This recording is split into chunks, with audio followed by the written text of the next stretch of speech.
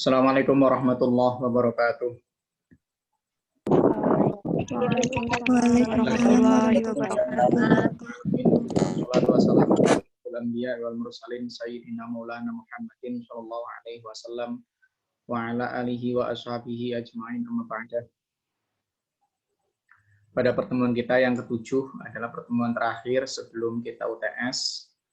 Nanti minggu depan ya kita UTS. Kita sepakati malam Jumat atau yang tetap sehabis Jumatan berarti. Sehabis Jumatan ya, yang siang ini ya. Iya, Pak.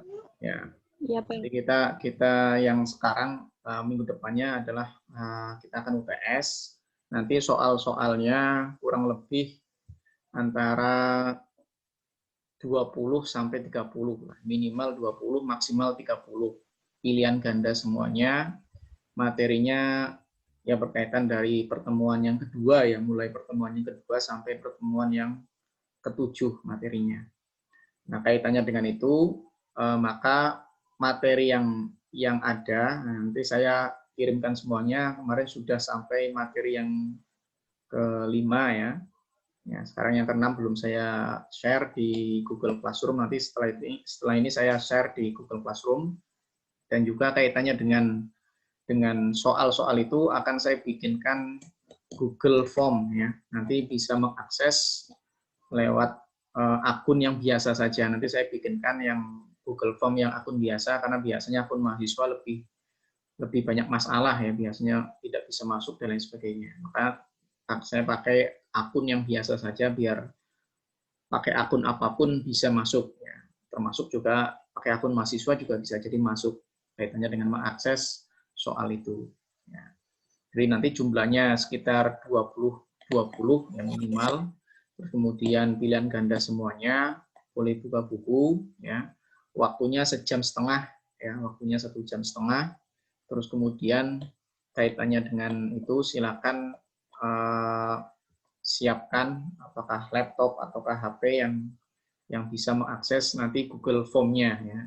Karena ada beberapa yang, kalau yang IAIN belum mulai ya, kalau yang UNWIKU sudah mulai, dan ada beberapa kendala yang mereka akhirnya memakai akun temennya ya, memakai akun temennya, pada akhirnya yang terdaftar adalah akun temennya, itu bukan namanya dia. Itu yang kemudian nanti dipersiapkan akunnya, akun yang biasanya atau juga akun mahasiswanya kalau bisa masuk mengakses kaitannya dengan akun Google Form-nya itu. Oke. Kita masuk pada materi yang keenam tentang Al-Qawaid Khamsah yang ada 5, yang kaidah yang ketiga. Yang kaitannya dengan Al-Masyaqqah, ya. Kaitannya dengan kaidah tentang kesulitan, di mana hal ini menjadikan bahwa agama Islam itu adalah agama yang mudah. Selalu membuat umatnya itu, pemeluknya itu mendapatkan kemudahan. Ya, tidak ada kesulitan sama sekali. Dan disinilah kemudian menjadi ciri khas ya, di dalam Islam itu tidak ada pemaksaan.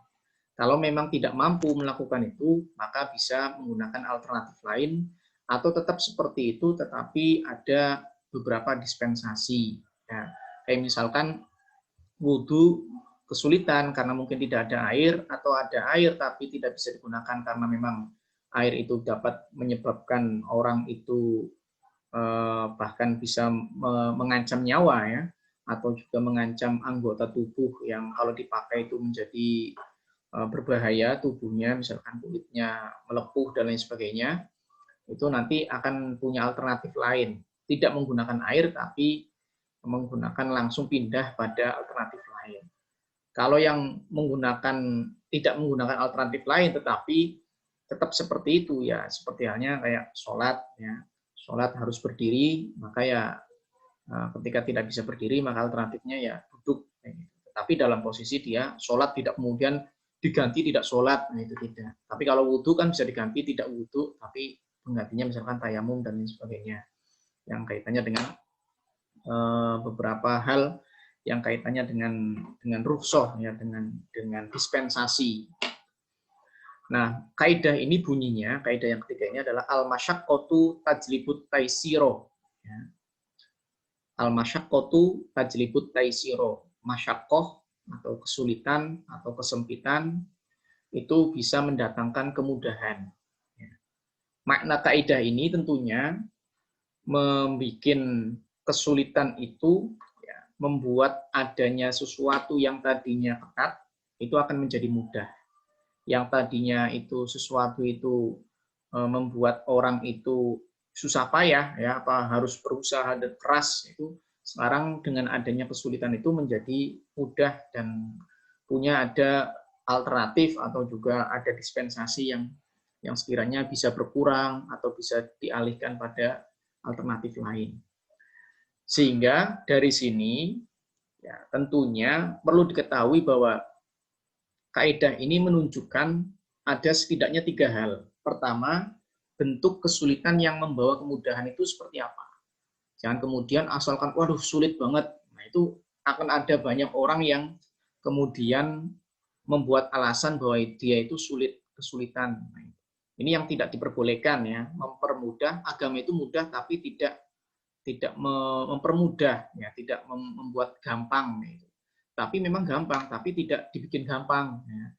Karena kalau meremehkan dan dibikin gampang itu yang kemudian tidak sesuai dengan aturan, dia mendapatkan kesulitan dalam hal kaidah yang ketiga ini. Jadi bentuk kesulitannya yang seperti apa, yang kemudian bisa membawa kemudahan. Masa cuma sakit gigi kok kemudian tidak puasa gitu kan misalkan gitu ya. Ya, cuma sakit gigi kok tidak puasa. Puasa tidak puasa boleh bagi orang yang sakit loh, tapi sakitnya sakit gigi ya. Sakit encok, nah itu misalkan sakit perut ya. Itu kan masih belum bisa ini ya. Kecuali misalkan perutnya memang kalau tidak makan sakit perut banget misalkan kayak gitu ya bisa. Tapi kalau cuma sakit perut diare dan lain sebagainya ya tetap bisa puasa. Ya, jadi kesulitan yang seperti apa ini harus diketahui. Kemudian pembagian masyakoh, ya. Pembagiannya apa? Ya. Nanti ada beberapa yang kemudian masyakoh yang seperti apa? Ya, apakah itu menimbulkan sesuatu yang wajib atau menimbulkan sesuatu yang sunnah dan lain sebagainya itu harus diketahui. Kemudian keringanan atau kemudahan itu karena adanya masyakoh. Ya. Jadi keringanan dan kemudahan ini bisa dilaksanakan kalau memang ada masyakoh. Sehingga kerusuhan itu harus memiliki alasan dasar karena adanya kesulitan. Selanjutnya kaitannya dengan bentuk kesulitan yang membawa kemudahan. Ini ada beberapa hal yang perlu diketahui kaitannya dengan bentuk masyakoh yang kemudian tajlibut taisir ya, yang membawa kemudahan itu. Misalkan dalam hal perjalanan ya musafir, safar itu termasuk bagian dari bentuk kesulitan ya safar, yaitu akhirnya membawa kemudahan. Mudah untuk apa? Boleh mengqashar sholat, boleh berbuka puasa, boleh meninggalkan sholat Jumat karena safar, karena pada umumnya safar itu kesulitan ya, karena memang memandang bahwa pada saat berperjalanan itu ya karena pakainya kendaraannya itu bukan kendaraan yang seperti sekarang ya, yaitu masih pakai paling cepat ya kuda gitu ya, paling paling lambat ya keledai gitu ya. Mungkin kalau bahasanya kuda itu kalau sekarangnya ibaratnya Fortuner gitu ya. Kemudian kalau unta itu ibaratnya sekarangnya itu ya Avanza atau apalah gitu ya. Terus kemudian kalau yang keledai itu ya ibaratnya angkot gitu ya. Dan perjalanannya sungguh merepotkan, sulit gitu ya. Bisa masuk angin ya kalau kehujanan dan lain sebagainya. Akhirnya ada banyak kemudian kemudahan kaitannya dengan sholat boleh dikosor, puasa boleh berbuka, sholat Jumat yang tadinya wajib tidak wajib sholat Jumat. Kemudian dalam keadaan sakit, ya tentunya juga sakitnya ya sakit yang bisa dikatakan syar'i ya tentunya, dan tentunya juga dibenarkan oleh dokter, ya dibenarkan oleh dokter. Misalkan gini, ada seorang perempuan kaitannya misalkan haid. Misalkan keluar darah haid itu kan yang namanya darah haid itu adalah darah yang keluar tidak dalam kondisi sakit. Makanya kalau dalam perempuan dalam kondisi sakit terus kemudian keluar darah, maka harus dipastikan oleh dokter ya. ditanya ya dokternya, dok kira-kira kalau saya sakit misalkan ini ya perempuan ada sakit panas misalkan 40 derajat ini ya, panasnya sangat panas misalkan gitu ya, 40 derajat atau bahkan bisa sampai 100 umumnya gitu ya. Sakit panas terus kemudian tanyakan ke dokter, dok kira-kira sakit panas saya ini apakah mengakibatkan saya keluar darah di daerah itu ataukah memang itu asli darah haid. Kalau dokter mengatakan bisa jadi darah itu akibat panasnya tubuh yang memuncak, misalkan gitu. Dokter mengatakan seperti itu, dan itu meyakinkan. Ya. Dokter itu kan sudah dikatakan meyakinkan omongannya kaitannya dengan penyakit. Sehingga itulah mengakibatkan darah itu keluar di daerah itu. Misalkan seperti itu. Maka berarti itu bukan darah haid. Ya, karena ada laporan seperti itu. Sehingga keadaan sakit pun juga mestinya sekarang ini harus dibenarkan oleh dokter. Ya. Sehingga dengan adanya sakit kemudian tidak bisa terkena air, tidak boleh terkena air, ya, atau juga kalau terkena air bisa mengancam nyawanya atau bisa membuat kulitnya melepuh dan lain sebagainya, maka bisa silakan menggunakan tayamum sebagai pengganti wudhu, ya. Kemudian dalam kondisi sakit juga akhirnya sholatnya tidak lagi berdiri, duduk, ya. Kalau tidak bisa duduk ya berarti tidur miring. Ya, kalau tidak bisa tidur miring ya tidur telentang. Kalau tidak bisa ya kemudian pakai isyarah. Tidak bisa lagi ya pakai hati. Kalau nggak bisa lagi disolati ya itu. Nah ini beberapa alternatif ya. Buka puasa boleh karena sakit. Ya, tentunya sakitnya ya tadi saya katakan sakit yang memang betul-betul jangan kemudian asal sakit terus kemudian langsung berbuka puasa. Semua orang juga mengalami kesulitan ya dalam hal kaitannya dengan puasa, misalkan lapar, haus, lemah dan lain sebagainya itu kan bisa jadi. Apalagi pekerja-pekerja keras ya, semacam tukang itu kan, semacam yang panas-panasan itu ya. Itu juga membutuhkan kesabaran dan luar biasa itu dengan ibadah puasanya. Kalau tidak sabar itu ya tentunya berbuka puasa gitu. Tapi ya bukan kemudian menjadikan itu rukhsah ya. Karena dalam kondisi yang sehat dianya dan sanggup sebenarnya. Cuma yang mengalami kesulitan hanya sekedar berkeringat, capek gitu aja itu bukan keadaan sakit. Kemudian keadaan terpaksa yang membahayakan pada kelangsungan hidupnya. Ya, kayak misalkan ada kaidah gitu ya. Ada orang misalkan gini, ada orang kelaparan, kalau tidak makan dia mati. Ternyata nggak ada makanan sama sekali, yang ada hanya bangkai. Ya, maka kemudian nanti ada kaidah ya. Ada dua bahaya kumpul, maka bagaimana kita harus melewatinya? Maka lakukan bahaya yang paling sedikit, ya, yang paling kecil. Kalau misalkan tadi ada bahaya jatuh pada makan makanan haram, yaitu makan bangkai, dan ada satu sisi meninggal dunia. Maka dalam kondisi terpaksa seperti ini, kita bisa mengambil tapi bahaya yang paling sedikit, paling kecil, yaitu bahaya makan bangkai. Tentunya juga sesuai dengan porsinya ya, yaitu porsinya kan hanya untuk menghilangkan rasa lapar, mungkin juga supaya dia tidak mati, itu aja porsinya, bukan kemudian nah itu kan sampai kekenyangan terus enak ternyata, nah itu bukan ya, itu dalam kondisi yang seporsi ya, porsi yang supaya dia tidak terhindar dari bahaya itu saja. Dan lupa juga merupakan bagian dari kesulitan yang membawa kemudahannya. Orang lupa ya gimana lagi gitu ya. Misalkan dalam sedang puasa dia main bola terus setelah itu minum misalkan, lupa ya udah. Tapi kalau ingat ya yang ada di mulut ya dibuang gitu. Kalau udah yang udah masuk ya udah terlanjur karena masuknya itu kan dalam kondisi lupa. Gitu. Kemudian jahil, ketidaktahuan. Ketidaktahuan ini juga jangan jadi masalah, jangan jadi ini ya. Karena sekarang itu banyak media untuk orang itu tahu ya. Orang bisa misalkan, oh saya nggak pernah diajarkan seperti ini. Oh, nggak bisa sekarang itu banyak ustadz, banyak kiai, itu banyak link-link atau apa media sosial, media ngaji dan lain sebagainya udah banyak ya. Sehingga ketidaktahuan ini bisa diminimalisir. Tapi memang kalau misalkan sama sekali dia tidak tahu betul kaitannya dengan itu, ya mau belajar juga sulit, ya, maka bisa menjadi rukhsah, jadi sesuatu yang membawa kemudahan ketidaktahuannya itu.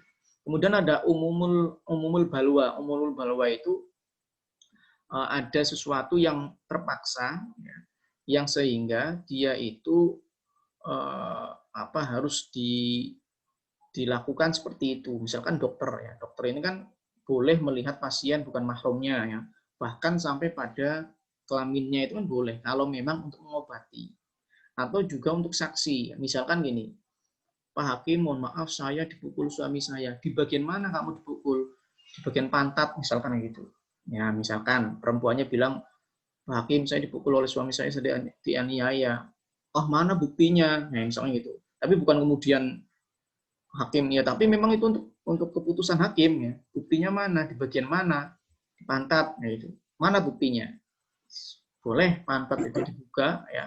Untuk tujuan apa? Tujuan nanti hakim akan memperlihatkan, oh ini betul-betul penganiayaan keras ini, misalkan kayak gitu, sampai kemudian kulitnya melepuh, kemudian lecet, kemudian bahkan mungkin bisa jadi luka, luka parah, misalkan gitu.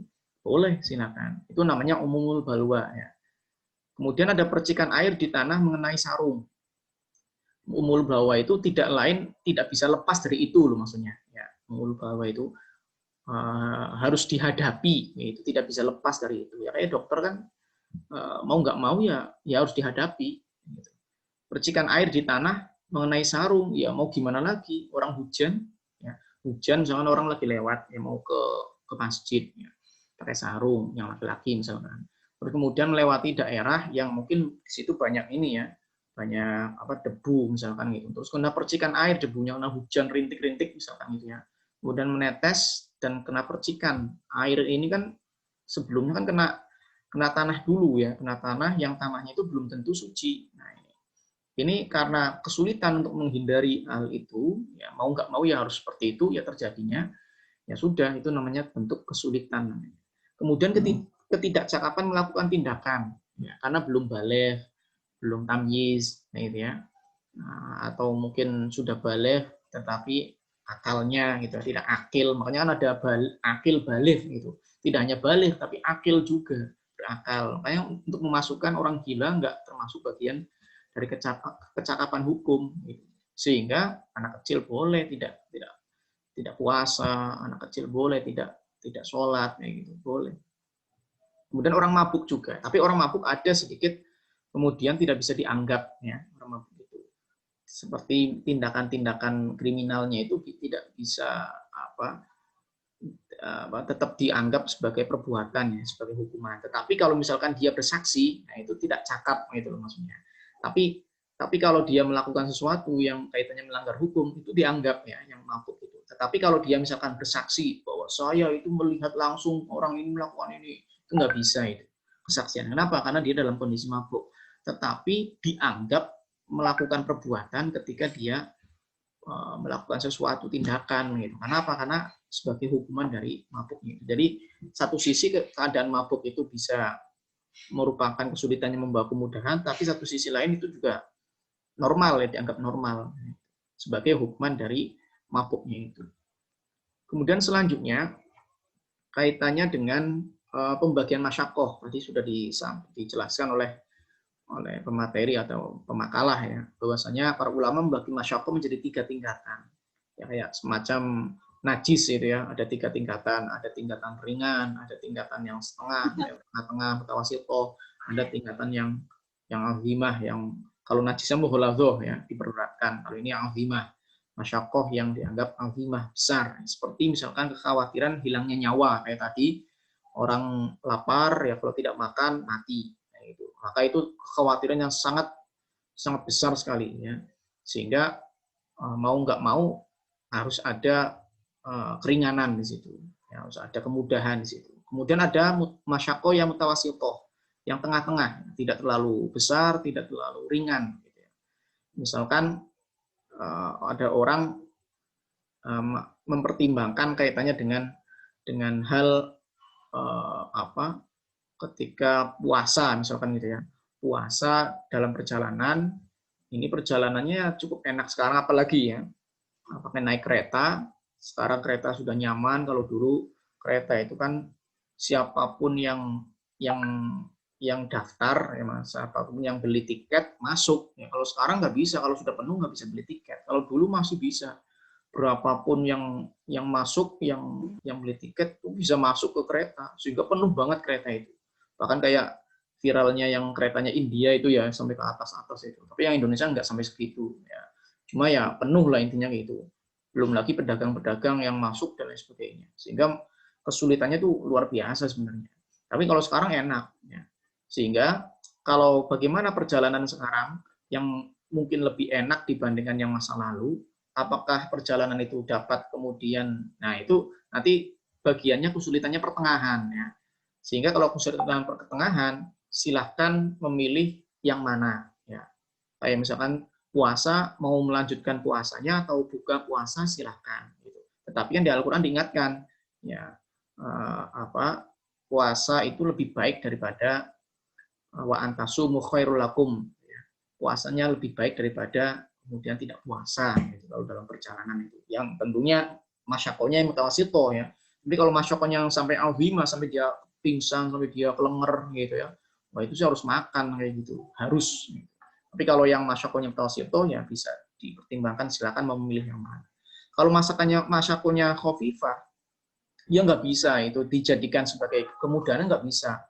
Kayak misalkan orang puasa lapar, iya kesulitan gitu. Tapi kesulitan lapar pada saat puasa nggak boleh kemudian berbuka puasa gitu. Ya, capek ketika tawaf, sa'i, iya, loh orang lari-lari gitu ya, lari-lari kecil, muter-muter, ya, apalagi panas misalkan, itu nggak kemudian, waduh capek banget, oh, capeknya seberapa sih kayak gitu kan. Kemudian pusing pada saat ruku dan sujud. Wah ini saya pusing kalau ruku dan sujud, akhirnya wah itu lebay gitu ya. Jadi ada yang kemudian masyakoh azimah yang kemudian mengharuskan dia itu harus mendapat kemudahan, kemudian masyakoh mutawasitoh yang berarti dia boleh mengambil kemudahan, boleh juga melanjutkannya. Kemudian kalau khafifah nggak boleh sama sekali mengambil kemudahan, karena masyakohnya khafifah. Ya. Kalau misalkan kemudian dia mengambil kemudahan, itu berarti menunjukkan dia itu lebay gitu ya bahasanya. Karena memang tidak bisa kemudian dianggap sebagai keruksohan. Oleh karena itu dari masyakoh tadi akan ada muncul 5 hukum ruksoh. Yang pertama ada ruksoh wajib. Ruksoh wajib ini menunjukkan bahwasanya kemudahan yang didapatkan, keruksohan atau keringanan yang didapatkan itu ketika tidak diambil maka dia akan mengakibatkan kemaudorotan. Ya. Ketika tidak diambil maka mendapatkan kemaudorotan kayak tadi ya. Orang lapar kalau tidak makan mati. Nah itu. Tapi ada makanan cuma bangkai. Nah itu. Maka ini kemaudorotannya luar biasa. Maka rukhsahnya dia mengambil alternatif untuk makan itu menjadi wajib. Ya, daripada dia nanti akan mati. Nah, itu. Ini namanya rukhsah yang wajib dilakukan, keringanan kemudahan yang harus ini berarti keringanan atau masyakoh yang sangat berat ini al-azimah ini dan harus dilakukan. Kemudian ada rukhsah sunnah. Rukhsah sunnah sebaiknya ini lebih baik atau dianjurkan dilakukan. Ya, misalkan qashar sholat bagi orang yang telah mencapai perjalanan lebih dari 2 marhalah ya, yang sudah bisa untuk mengqashar sholat jaraknya, kemudian dia mengalami kesulitan ya, tapi dia masih mampu untuk ini, untuk melanjutkan puasanya misalnya gitu ya, atau melanjutkan tidak sholatnya untuk sempurna, silakan ya.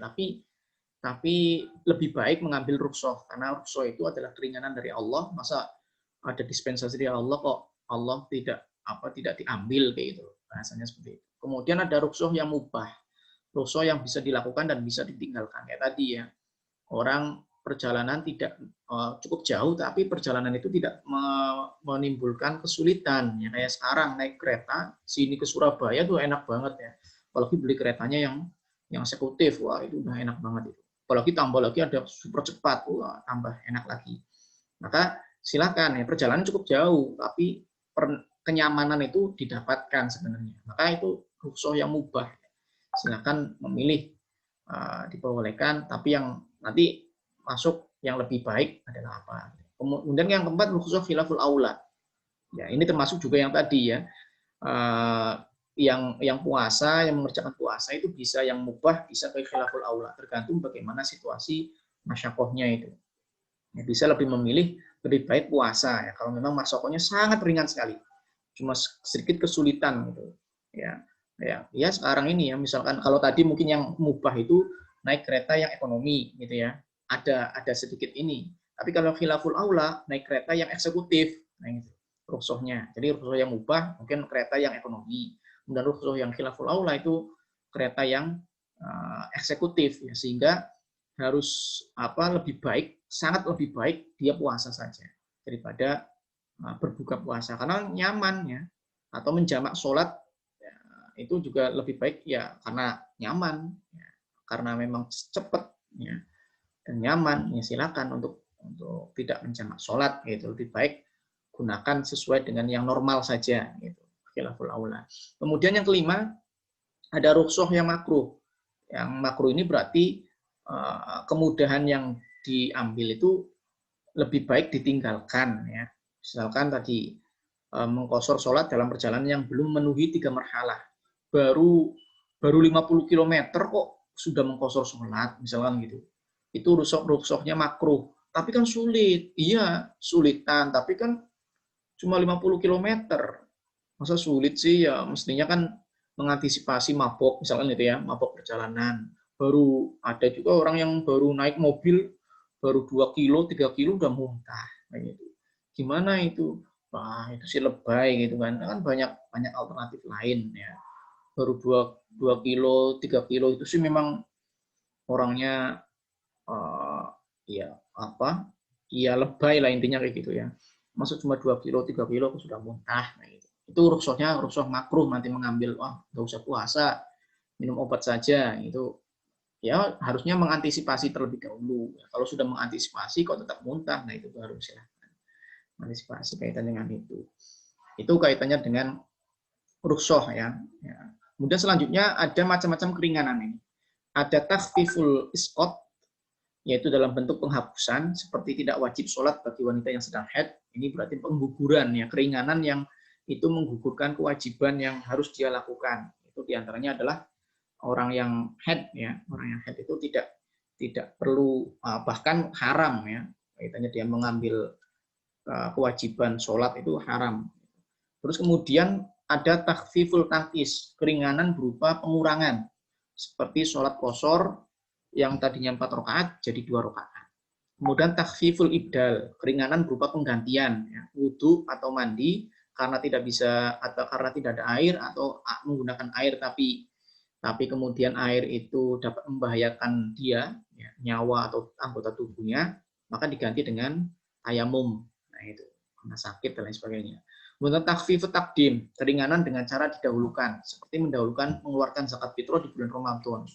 Itu boleh ya, misalkan ini dikhawatirkan sesuai dengan keahlian ini bahwa pada saat tanggal 1 Syawal itu dia akan mengalami kerugian besar misalkan gitu, dan mengalami kemiskinan misalkan gitu ya, karena tapi sekarang di bulan Ramadan misalkan itu sedang kaya, sedang mampu ya, maka keluarkan zakat fitrah didahulukan pada saat bulan Ramadan dibandingkan yang mengakhirkan di waktunya saja. Nah, itu boleh, itu namanya takhfif takdim. Kemudian takhfif takhir ya. Misalkan jamak takhir itu ya, mengakhirkan waktu sholat zuhur di sholat asar, sholat maghrib diakhirkan di sholat isya. Itu takhfif takhir. Kemudian ada takhfif tarkhis, keringanan karena rukhsah ya, makan dan minum haram dalam keadaan terpaksa jika tidak membawa pada kematian.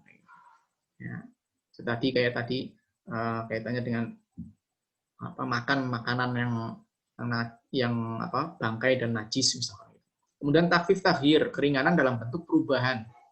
Nah, perubahan yang cara dilakukannya ya, misalkan sholat yang mestinya aturannya itu ada rukuk sujud dalam posisi tumakninah, ini sambil lari, sambil jalan misalkan gitu. Karena khauf ya. Karena dalam posisi khauf. Ya, khaufnya tentunya juga bukan khauf yang